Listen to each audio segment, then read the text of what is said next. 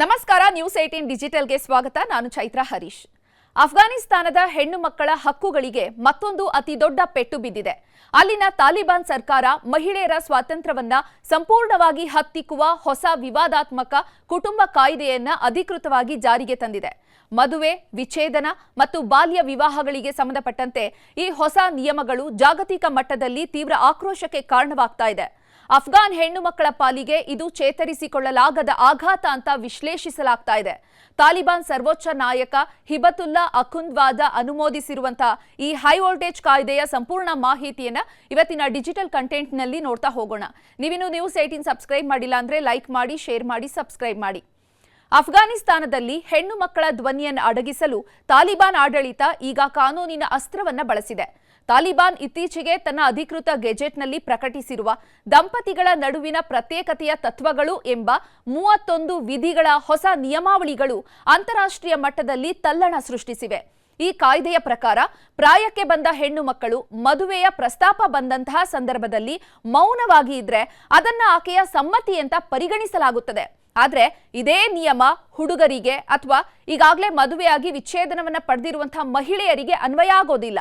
ಅವರ ಮೌನವನ್ನ ಸಮ್ಮತಿ ಅಂತ ಪರಿಗಣಿಸಲಾಗೋದಿಲ್ಲ ಅಂತ ತಾರತಮ್ಯದ ನಿಯಮವನ್ನ ಜಾರಿಗೆ ತರಲಾಗಿದೆ.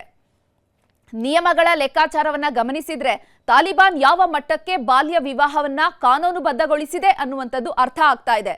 ಈ ಹೊಸ ಕಾಯ್ದೆಯ ಆರ್ಟಿಕಲ್ 5ರ ಪ್ರಕಾರ ತಂದೆ ಅಥವಾ ಅಜ್ಜಂದಿರಿಗೆ ಅಪ್ರಾಪ್ತ ವಯಸ್ಕರ ಮದುವೆ ಮಾಡುವಂತಹ ಸಂಪೂರ್ಣ ಮತ್ತು ವ್ಯಾಪಕ ಅಧಿಕಾರವನ್ನ ನೀಡಲಾಗಿದೆ.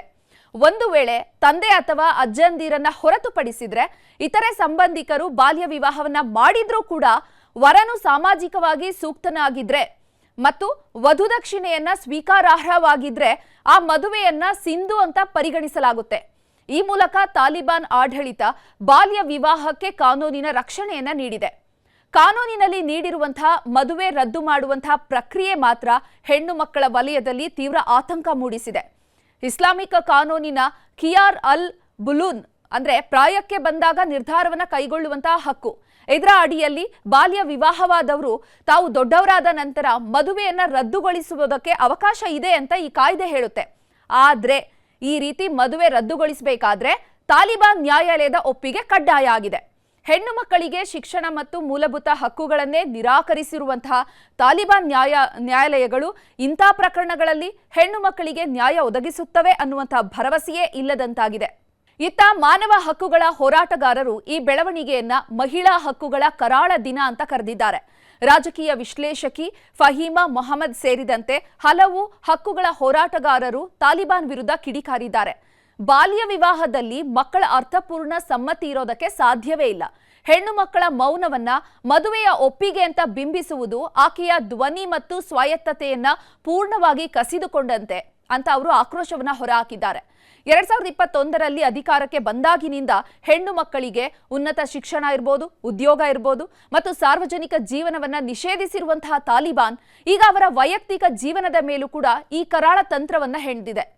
ತಾಲಿಬಾನ್ ನ್ಯಾಯಾಧೀಶರಿಗೆ ನೀಡಿರುವಂತಹ ಈ ಪರಮಾಧಿಕಾರ ಮಾನವ ಹಕ್ಕುಗಳ ವಲಯದಲ್ಲಿ ತಲ್ಲಣ ಸೃಷ್ಟಿಸಿದೆ. ಕಾಣೆಯಾದ ಪತಿ ಅಥವಾ ವ್ಯಭಿಚಾರದ ಆರೋಪಗಳು ಅಥವಾ ಮತಾಂತರ ಮತ್ತು ಬಲವಂತದ ಪ್ರತ್ಯೇಕತೆಯಂತಹ ಸೂಕ್ಷ್ಮ ಪ್ರಕರಣಗಳಲ್ಲಿ ಮಧ್ಯಪ್ರವೇಶಿಸಲು ತಾಲಿಬಾನ್ ನ್ಯಾಯಾಧೀಶರಿಗೆ ಮುಕ್ತ ಅಧಿಕಾರವನ್ನು ನೀಡಲಾಗಿದೆ.